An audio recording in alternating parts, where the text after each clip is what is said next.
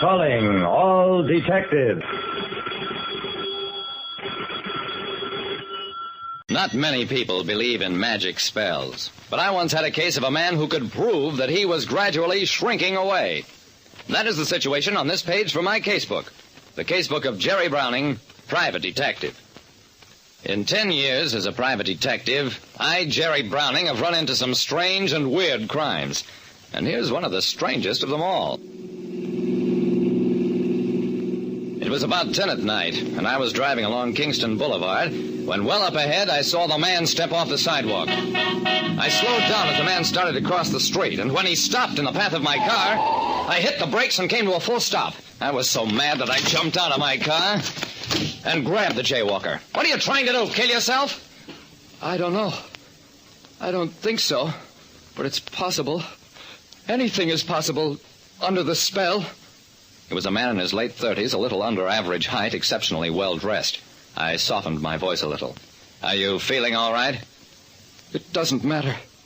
I'm under a spell, shrinking away. And soon I'll disappear completely. I almost ran over a man who thought he was under a spell and that he was shrinking away. I led him unresisting to my car.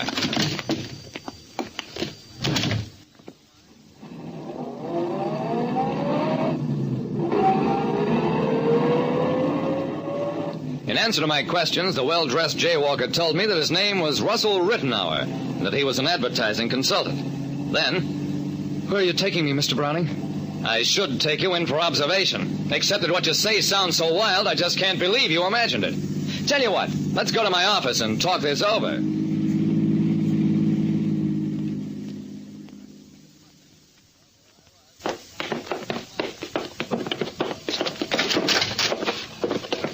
At my office, Rittenauer carefully put his hat, cane, and gloves on my desk.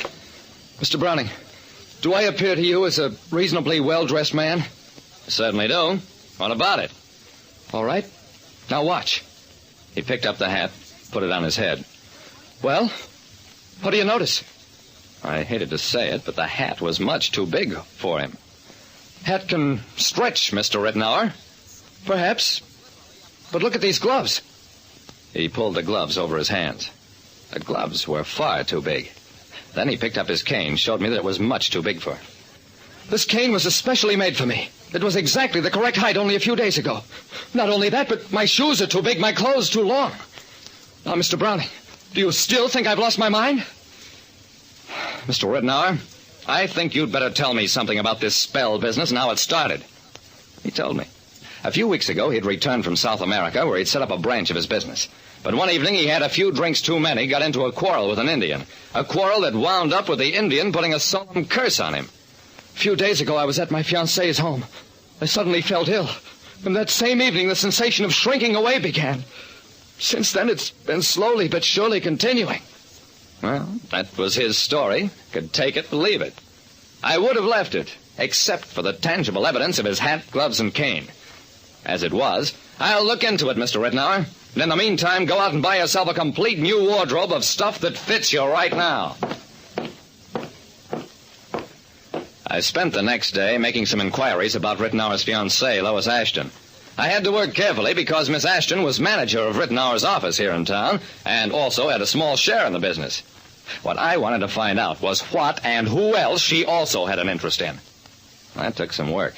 But it finally led me to Raymond Corley, an assistant professor at the university. Corley was tall, broad-shouldered, and talked between puffs of his pipe. Yes, of course I know Miss Ashton. She's taking one of my psychology courses, and we're also quite good friends. As a psychologist, Mr. Corley, what do you think about curses and spells? Corley's eyes twinkled. You're referring, of course, to Mr. Rittenauer's delusion? I know all about it. And what's your opinion? Mr. Browning, I think the man is paying the price exacted by our high-pressure, competitive civilization, if you follow my meaning. Sure I do. You think he's losing his mind. Corley smiled. That's putting it rather harshly.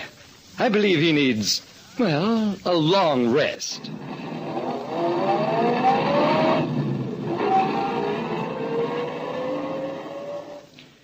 Well, business worries can put any man in a state where he needs a long rest. I can use one myself. But I never heard of worries that caused a man's clothes to get bigger and his walking stick longer. That evening, I had another talk with Rittenauer, found him attired in a new outfit that he'd just bought. The next morning, I visited Rittenauer's tailor, Andre, in the Merrimack building. Inspect my workroom. Certainly not. I permit nobody in my workroom, utterly nobody. I grinned at the little man. Andre, maybe you don't think so, but there are laws, very tough laws, covering people who try to drive other people out of their minds. Now, do I look through your workroom, or do I put you under arrest right now? There was a pause. Then, Most assuredly. You look through my workroom. I found what I was looking for, of course. An exact duplicate of the suit Rittenauer had bought the day before, only this one was a little bigger, had longer sleeves, longer trouser length. And in a box on a shelf, I found a hat, a shirt, gloves, all exact duplicates of the clothes Rittenauer had purchased the day before, and all just a shade bigger. Believe me, it is a joke. A very good, Mr. Rittenauer. Sure it is. When we get into court, you just keep repeating that you thought it was a joke. And if you're lucky, you won't go to jail.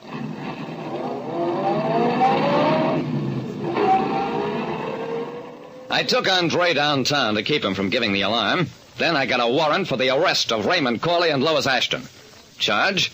Trying to drive a man insane in order to gain control of his business. We got a full confession from the girl. She'd fallen in love with Corley while Rittenauer was away. And when the advertising man returned and told the story about the curse, Corley, the psychologist, thought up the plan for driving him insane. It was a fine plan. Simple, like all good plans. Merely to switch items in a man's wardrobe, make him think he was getting smaller, when really everything he owned was getting bigger. A fine plan that almost sent Rittenauer to his death under my car. A jury was willing to believe that Andre the tailor thought it was a joke. But the same jury lost its sense of humor with Corley and the girl. Gave him 5 years, and the girl a year and a day. Like I said, curses and spells can do a great deal of harm. But only if you think they can. Listen next time to Calling All Detectives. Mystery drama, mystery quiz, and a chance for you to match wits with yours truly, Jerry Browning, Private Detective.